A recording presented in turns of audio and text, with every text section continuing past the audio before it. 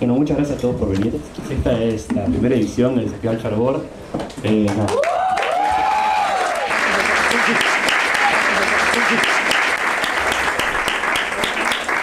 Bueno, para que no esté muy enterado, la idea del festival es un poco promover el encuentro joven, el pensamiento crítico, el intercambio de ideas, que conozcan gente, que la pasen bien, que puedan comer algo o tomar algo en todas las actividades. Y nada, estamos muy contentos de recibir a Pilar Gamboa en la primera sala. Gracias. Y que bueno, si les gusta, la idea es que sea la primera de muchas ediciones, así que puedan volver con amigos. Y nada de eso, muchas gracias.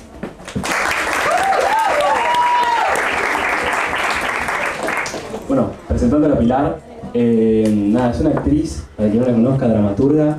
Me conocen todos, ¿viste? Para el boludo que no la conozca.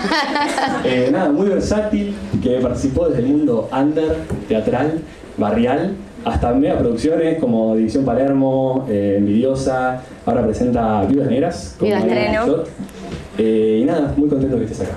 Gracias. Che, qué espectacular, impresionante. Y Ay, contágienme colágeno.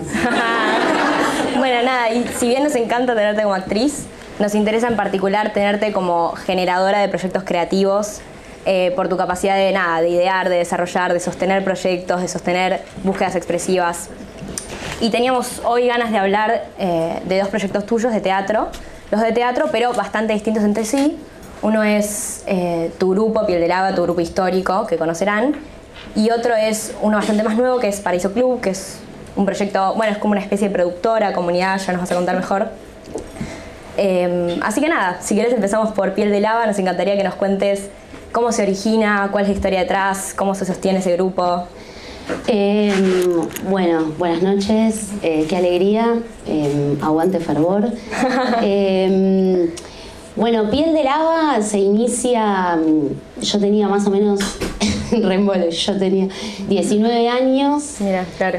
laburaba, estudiaba y ya había empezado a hacer teatro. Yo hice el ingreso al Conservatorio de Arte Dramático y no entré, me rebotaron y ahí me deprimí un montón porque yo venía como de una familia mis viejos eran muy como algo tenés que estudiar, universitario, entonces lo del teatro siempre era como, no mala onda, pero bueno, ¿y qué más? Teatro y qué más. Bueno, y entonces había empezado a estudiar artes combinadas, pero sabía que nunca fui como una pequeña actriz de las que siempre fui tímida, no es que esas de chiquitas que dicen, quiero ser actriz, cero.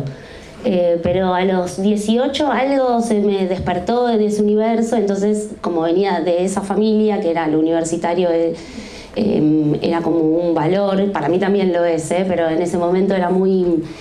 fui al Conservatorio de Arte Dramático, no entré, y entonces ahí empecé como a averiguar y me anoté en el Rojas, y empecé como a conocer todo, no sé, me anoté en 3 talleres de iniciación teatral, entonces laburaba, iba a los talleres a la tarde al Rojas y a la noche a la facultad.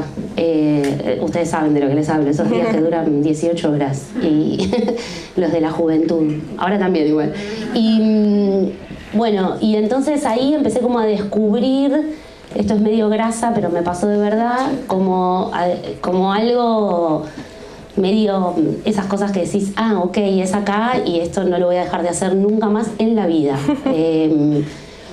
Y sin pensar ni siquiera en lo económico, en la plata, en nada, era como la necesidad de actuar, de poder pensar el mundo a través de la actuación. Y ahí llego a lo de Bartiz, entreno primero con Catalán, que fue como, les diría que mi gran profesor de teatro, y empiezo a conocer a mis amigas de hoy, conozco a Elisa, hacemos todo post 2001, la conozco a Eli, empezamos a hacer como una especie de obra así para mostrar, y era un momento en Buenos Aires muy de la ebullición, del contacto, de juntarse, del fervor, de juntarse. La situación era muy crítica, ¿les suena? Y entonces era como poder juntarse con otros a pensar. Y el teatro tiene eso, como la posibilidad de hacer teatro en cualquier lado. O sea, nos juntábamos a ensayar en el living de la casa de ella, nos poníamos vestuarios, decíamos, bueno, va, y aparecía el teatro. El teatro tiene esa magnitud que puede aparecer en cualquier lado si hay fe. Y nosotras teníamos una fe que no les digo, o sea, solo fe. Y entonces aparecía el teatro y a partir de Elisa me dice, tengo una amiga que vive en Barcelona, porque fue en 2001, muchos de nuestros amigos se fueron a vivir afuera, y me dijo, pero está volviendo porque no aguanta, extraña a los amigos, obvio. Y entonces, que era Vale Correa. Llega Vale Correa, le mostramos el ejercicio y dice, yo lo puedo, la obra, todo entre comillas, era como una especie de teatro re de taller, pero nosotras la queríamos hacer una obra, y Vale dice, yo la dirijo. Bueno, y yo creo, dice Vale, que ellas se conocían por Spregelburg, que en ese momento hacía una obra en el Rojas que era un delirio, que se llamaba Bizarra. El Rojas en ese momento era un hervidero, o sea, todos los artistas que había en ese momento pasaban por el Rojas. En la Batata Oberea, que, era que es la sala del Rojas, pasaron cosas impresionantes. Y entonces Vale dice, bueno, pero llamemos a Laurita Paredes, a Chachi, para que dirija conmigo, para que haga la dirección. A partir de ese momento se armó el amor entre nosotras cuatro. Fue como los inicios de las cosas son solo a través del amor. Nos reíamos de lo mismo, escuchábamos la misma música. De hecho, en un momento flasheábamos. Yo siempre quise tener una banda de rock. No toco ningún instrumento, pero actuaba y decía tipo, ¿por qué los chabones solo tienen bandas de rock? Bueno, hay algo, perdón, sí, medio disruptivo también. Yo vi por lo menos Petróleo. Sí. Hay algo medio rockero de como mujeres actuando de hombres, ¿no? Como algo medio así disruptivo. Sí, fue como nuestros inicios. Íbamos a ver bandas a cualquier lado, digo, a Quilmes, a cualquier lado a ver bandas que nos gustaban. Escuchábamos la misma música, o sea, leíamos los mismos autores. Bueno, nos reíamos como estúpidas, como ahora, de lo mismo. Entonces, ahí se armó, yo decía tipo, bueno, y si además de teatro hacemos música, yo estaba con lo de la banda de rock, ¿no? Odiaba que todos mis amigos tenían una banda de... No, sí, íbamos a hacer,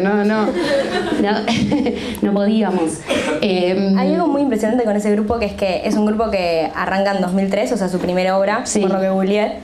Pero se sostiene hasta el día de hoy, ¿no? Que han pasado 22 años y se sostiene. O sea, es muy particular que un grupo se sostenga durante tantos años, ¿no? Un grupo de teatro. Es re armó algo... Sí, es re particular. Y además, sobre todo, porque la particularidad que tiene el grupo y nuestra militancia, les diría, a través de los años, es la creación grupal. Que nadie escribe, nadie dirige, nadie actúa, todas hacemos todo. Todas escribimos, todas actuamos, todas dirigimos. Y eso fue por una especie de terquedad absoluta, porque también nos pasó durante muchos años que nos decían, tipo, ay, como que hay algo de lo grupal que pareciera que es siempre como poco profesional. Como después la vida adulta te dice, bueno, ¿y tu camino cuál tiene que ser? ¿Tu carrera? ¿Qué pensás de tu carrera? ¿Viste? O sea, preguntas que son re como individualistas, ¿no? Como pensarse en el mundo, en tu carrera. Y nosotras nunca pudimos pensar de esa manera, porque había algo de tener la banda, la pandilla, la manera de ver el mundo, de investigar, que no era en solitario, era con ellas. Sí. Y entonces no lo pensamos, no es que nos juntamos y dijimos, che, hagamos un grupo y estemos 20 años juntas, pues si lo pensás no te sale. Es como el amor, tipo, te encontrás con alguien y decís, bueno, vamos a hacer toda la vida. No, ¿entendés? Estás un día, estás el otro, y de golpe decís, estuve toda la vida. Bueno, con ellas... Bandas de rock que hayan durado 20 años no se me ocurre ninguna. No, claro, de chabones, sí, los babasónicos, qué sé yo. Él mató a un policía motorizado, hace 20 años que tocan juntos, pero son chabones, ¿viste? No había de chicas. En nuestra época estaban las Gambas al Ajillo, que fueron un grupo de mujeres, las Baby Biscuit, pero hubo pocos grupos de mujeres. Sí. Y también un poco a derribar el mito ese de es que las mujeres son conflictivas, no se pueden... yo lo siento como una venganza, ese mito, porque antes nos hacían preguntas que ahora obvio ya no nos pueden hacer, pero nos decían tipo, y cuando se indisponen todas, ¿qué onda? ¿Qué onda los ensayos? De eso queríamos hablar hoy en realidad. Contanos. De cómo era cuando nos indisponíamos todas. Y que en ese momento nosotras no teníamos tantas herramientas, digo, como el feminismo no sé, yo siento que toda la vida fui feminista, pero no tenía herramientas para decir, no sé, no había leído a Rita Segato en ese momento, no tenía idea, era más como medio como unas autodidactas del movimiento. Yo sí me acuerdo que cuando me hacían esa pregunta me daba una bronca, decía, ¿qué preguntan? ¿Qué es esa mierda que preguntan? Pero después con el tiempo, bueno, obvio, esa ya no la pueden hacer, pero bueno, era un poco como derribar ese mito y también empezar a entender que la única salida era estar juntas, juntarnos. Sí.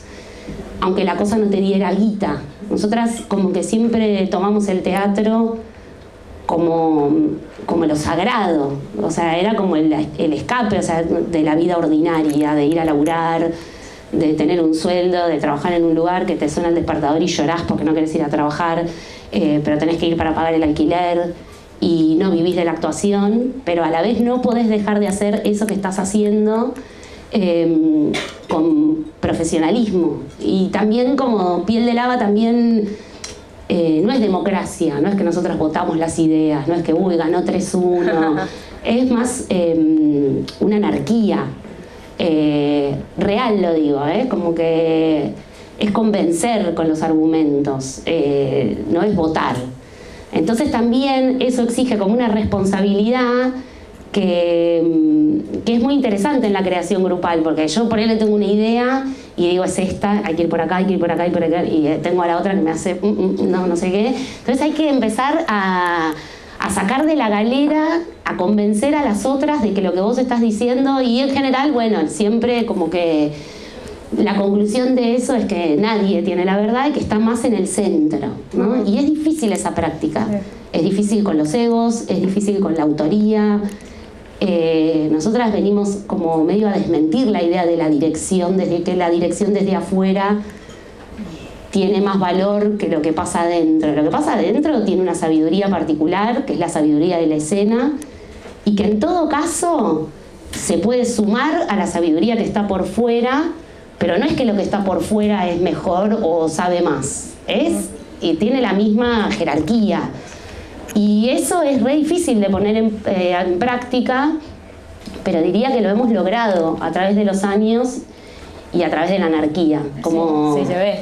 Como la responsabilidad. Nosotras, o sea, yo siento que lo anárquico te exige ser muy responsable, autorregirte. No te tienen que venir a decir cómo hacer las cosas. Tenés que juntarte con otros y entender grupalmente cómo hacer las cosas. No hay salida individual. Hablo de lo artístico y bueno, también de todo, pero para mí como el teatro es eso, es sabiduría grupal, es lo que pasa entre todos ahí y cómo baja el teatro y cómo podemos lograr que eso que baja en ese momento, en ese ensayo, en el living de una casa, sea lo que nos conmueva a todos por igual. Y bueno, y con Piel de Lava medio que siento que pudimos llegar a eso. Nadie vivía de la actuación. Yo empecé a vivir de la actuación a los 30 años y empecé a actuar a los 19. Antes tuve todos trabajos que no me gustaban, pero no dejaba de encontrarme con ellas. Después aparece Romina Paula en mi vida más tarde, aparece el grupo El Silencio, como mucha militancia de hace muchos años de que la única manera de entender el mundo es con los demás. Sí. Bueno, y entender el teatro, sí, sin ni hablar. Bueno. Con respecto a lo que decís del proceso en Piel de Lava, el proceso creativo, artístico y también cómo se fueron dando las cosas, nos gustaría también hablar de Paraíso. Sí, hay algo de la comunidad de lo que hablás que es muy de Paraíso, ¿no? Y sobre todo también eso que decís, me gustaría primero que expliques exactamente qué es Paraíso, porque hay algo medio de productora, pero también hay algo como no tiene lugar fijo, es como algo bastante nuevo y me gustaría que lo expliques con tus palabras. Sí, después de la pandemia, Cintia Edul, que es una gestora y también hace teatro, artista, nos mandó un mensaje a varios artistas diciendo, che, hay que hacer algo. Yo estaba tranquila y porque pensaba, bueno, esto en algún momento se va a terminar, Pero bueno, el teatro en ese momento tenía, o sea, lo vivo, era como, ok, nunca más vamos a estar en un lugar mirando algo todos juntos como estamos ahora, era como impensado que eso volviera a suceder. Cintia nos convoca por Zoom a varios, Ariel Farace, Romina Paula, Lore Vega, Silvia Gómez Justo, bueno, somos un montón, como para pensar qué podíamos hacer. Y entonces ella empieza como a instalar que ella sentía que al teatro le faltaba la posibilidad del contacto con el espectador. Sí.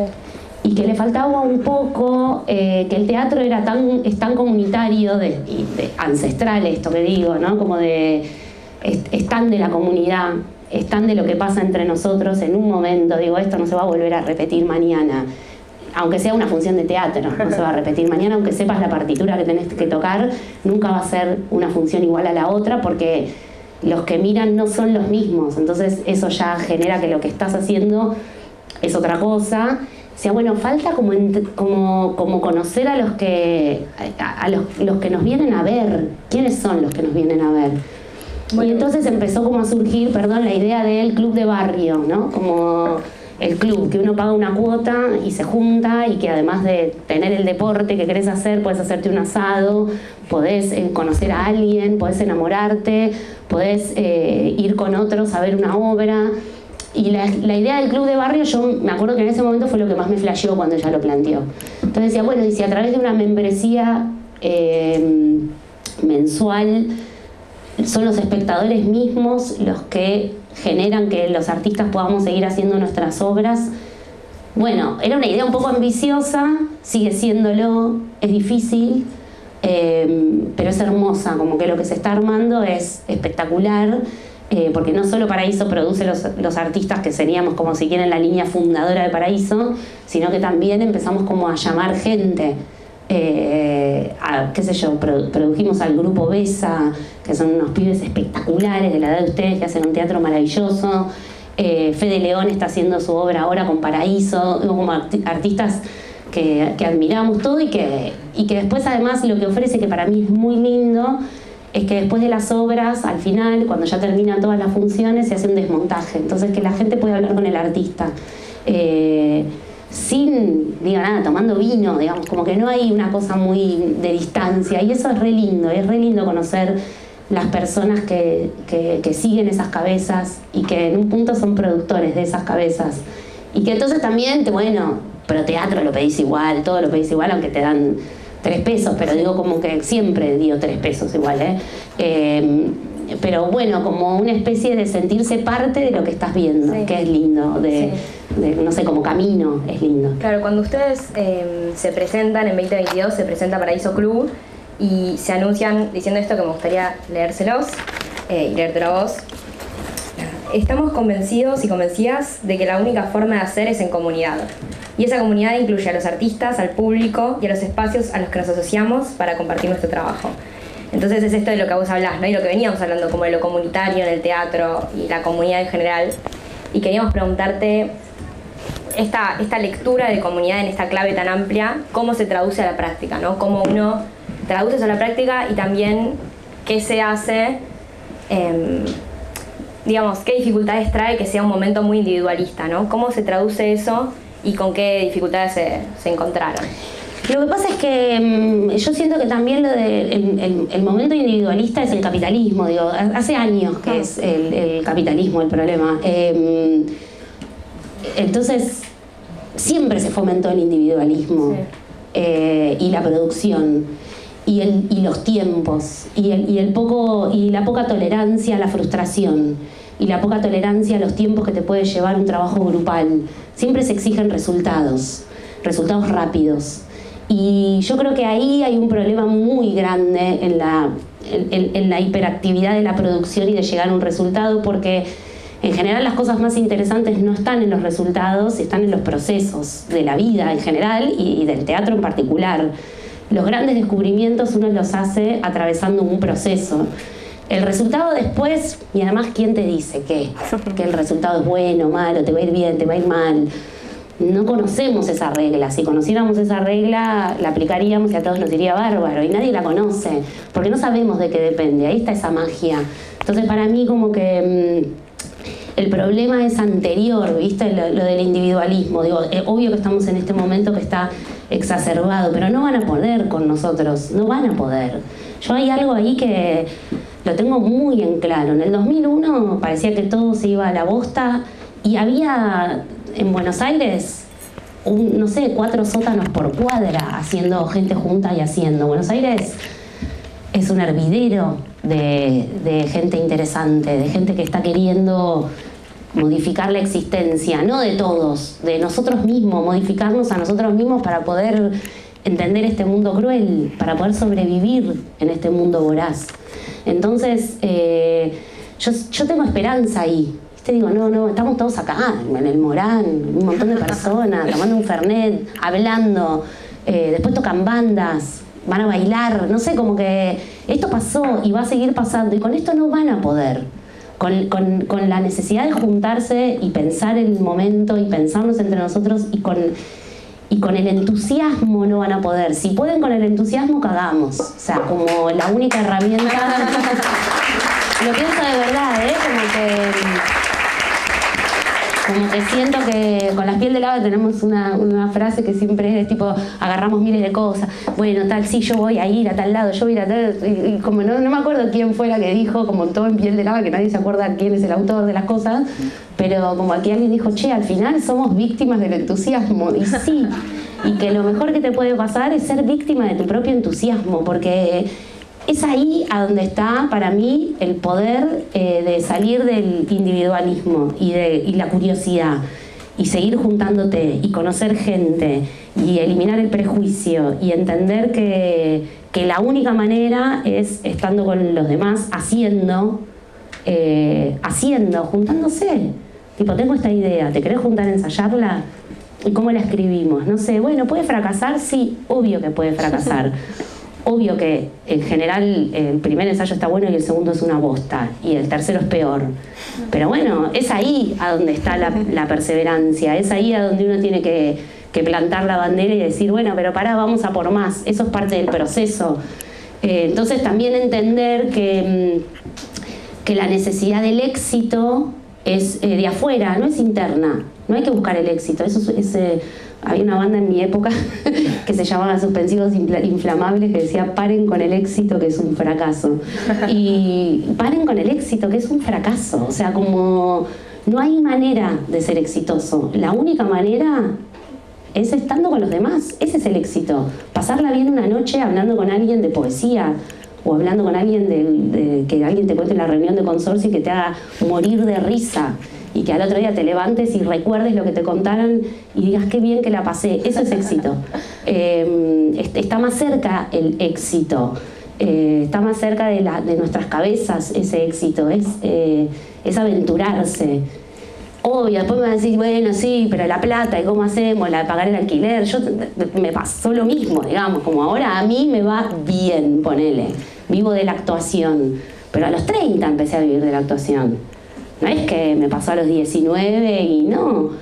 Y tampoco quiero bajar línea de lo del trabajo. No, el entusiasmo más que el trabajo. Es como entusiasmarse, es como el desafío. Yo creo que como que el gran plan más macabro de este sistema en el que estamos es robarnos eso, el entusiasmo. Robártelo, decir, bueno, ¿y para qué voy a ir si total lo van a hacer? Sí, lo van a hacer, pero si vos vas a estar más entusiasmado, porque te vas a haber encontrado con gente al lado que está en la tuya y vas a conocer gente interesante y que con eso no, con el sótano no, con el living nuestro no, con nuestras reuniones no, a eso no van a poder, lo pienso en serio, Hermoso, hermoso. Sí. Y también que dijiste idea suelta antes, con lo que decías de la anarquía, sí.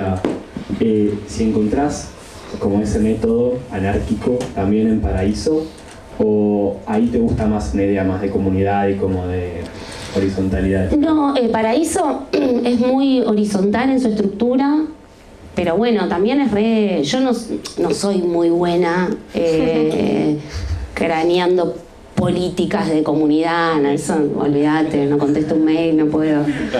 No soy buena productora, no entiendo, la producción me parece la tarea más titánica de un rodaje. y más horrorosa, porque cuando las cosas salen mal, tipo, ay, qué mala la producción, pero cuando las cosas salen bien, nadie dice qué buena la producción, ¿viste? Es como muy infame la tarea, bueno. Entonces no tengo eso. En Piel de Lava, la horizontalidad en ese sentido sí es más tangible porque es una escritura grupal.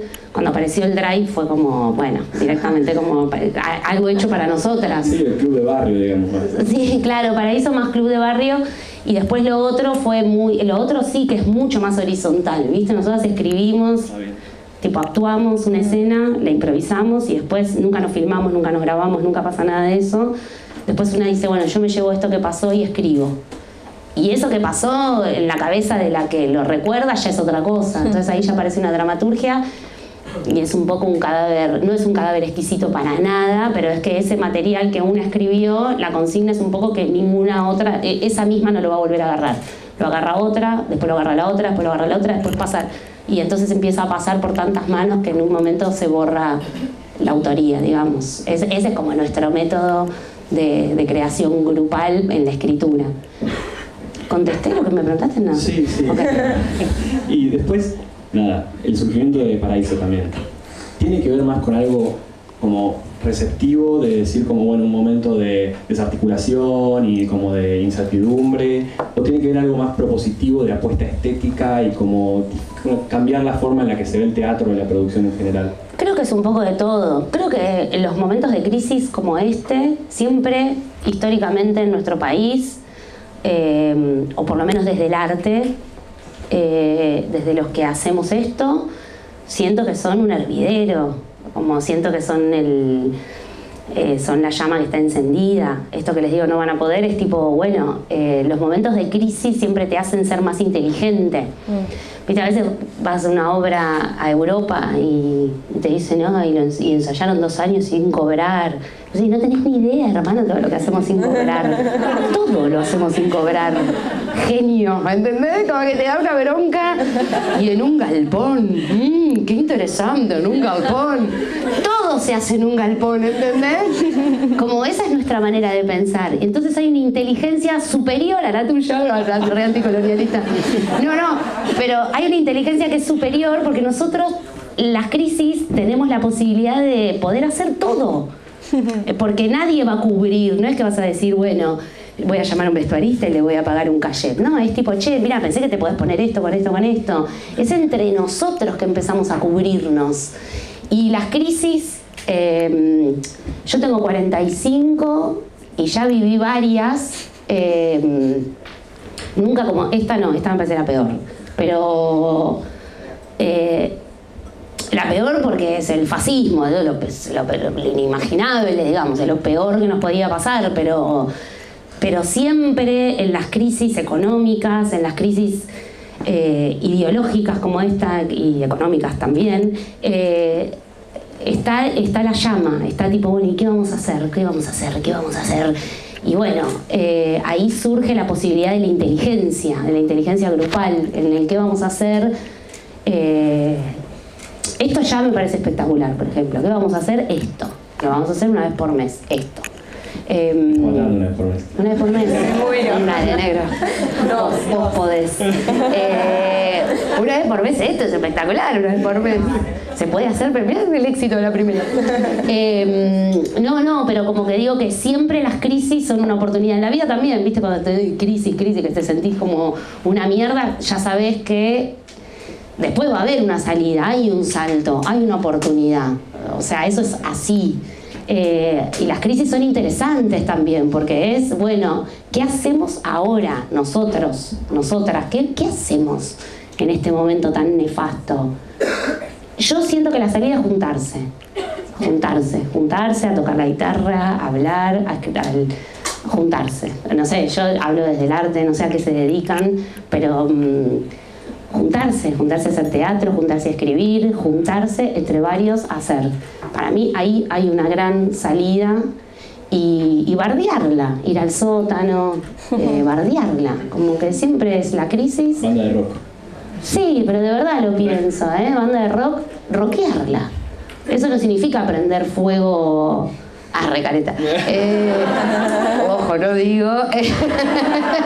Sí, prendamos fuego todo, pero prendamos fuego todo rockeándola entre nosotros, pensando la salida entre nosotros.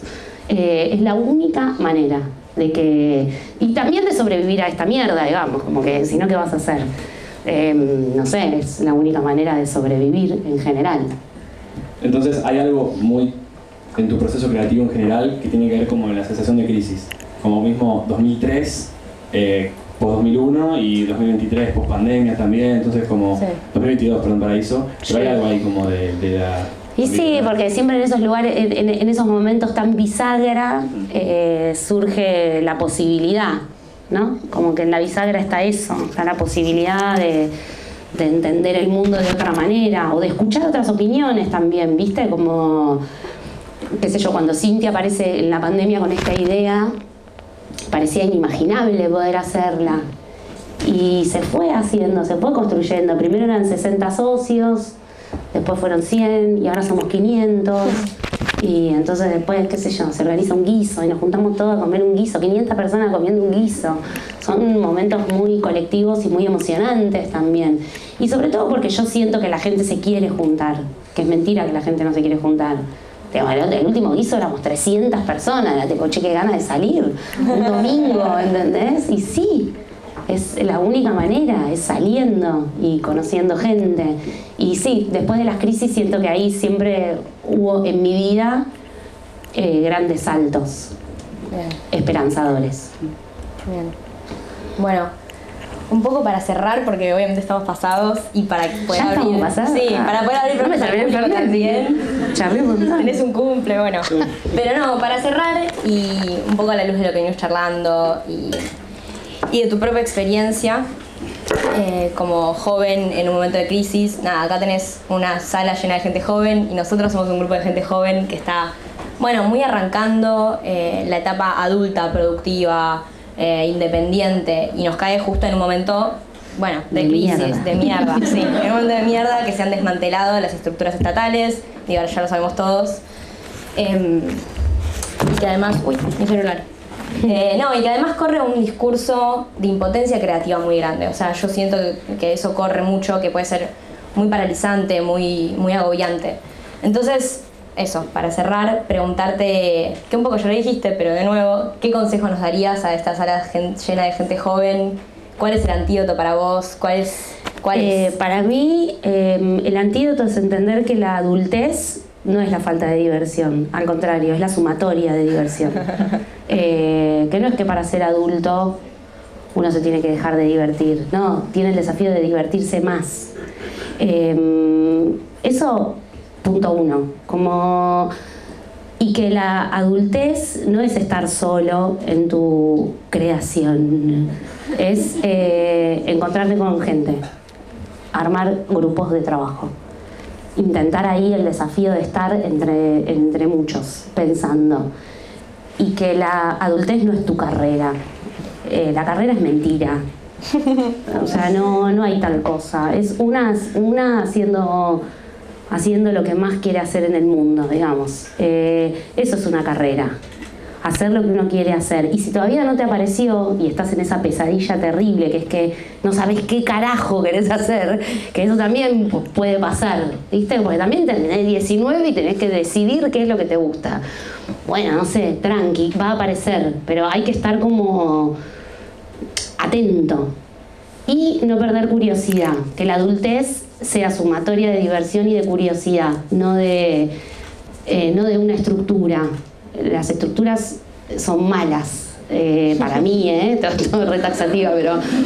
O sea, yo siento que lo de estructurarse en la adultez no permite la porosidad, no permite que entre... Para mí esto hoy es espectacular, conocerlos, verlos. Donde entré y dije, ay, qué nervios, son todos re chicos, como qué voy a decir. Esto, como yo tengo un cumpleaños, pero si no me quedaría escuchando la banda, como no, que la adultez no te saque el contacto con los otros, como que es verdad que uno va creciendo, está perfecto, sí, es verdad, pero también es una decisión cómo crecer, y también es una decisión tratar de no escuchar lo que dice profesionalizate, o sea, estar en grupo no es infantil, es una manera de estar en el mundo, tener tu pandilla, tener tu grupo, tener tu banda, es una manera de estar acá, de sobrevivir. Pensar grupalmente es la única manera de sobrevivir. Por más de que, no sé, qué sé yo, hacer psicología, bueno, es una carrera individual, si querés. Mentira, o sea, yo conozco psicólogos que se juntan a ver teatro, van, hablan, tengo un paciente que no sé qué, hay contacto de... Entender el mundo no como una individualidad, ni la adultez como la individualidad, ni sentirse infantil porque uno o una quiere tener grupos de... Uy, perdón, nunca miré para acá. Tener grupos de creación... no sé, a mí me costó un montón, era como se junta con el grupito. Por eso cuando nos fue bien con el grupito, fue tipo, tomen hijos de puta. Mirá, nos fue bien con el grupito, ¿entendés? Como que... Y otra cosa que es la terquedad, hay que ser terco, hay que ser tenaz y terco. Hay que decir, tipo, yo esto lo quiero hacer, lo vas a hacer. ¿Cómo? Bueno, ¿va a llevar tiempo? Sí. ¿Va a ser un proceso largo? Sí. Paciencia, terquedad, diversión y curiosidad. Un montón de cosas. Esas son mis máximas de Fernet. Perfecto. Perfecto, muchas gracias.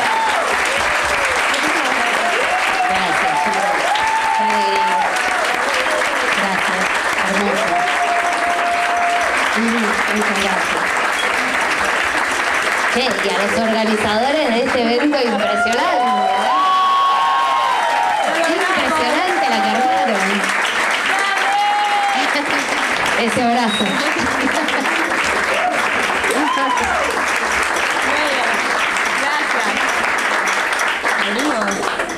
Bueno, sí, hay un pequeño espacio para preguntas. Si alguien quiere hacer. Queremos abrir preguntas.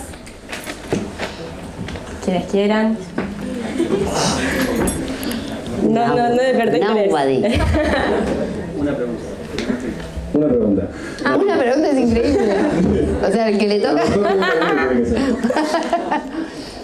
Bueno, capaz que nadie quiere preguntar nada. Hay vergüenza, me parece. Está bien.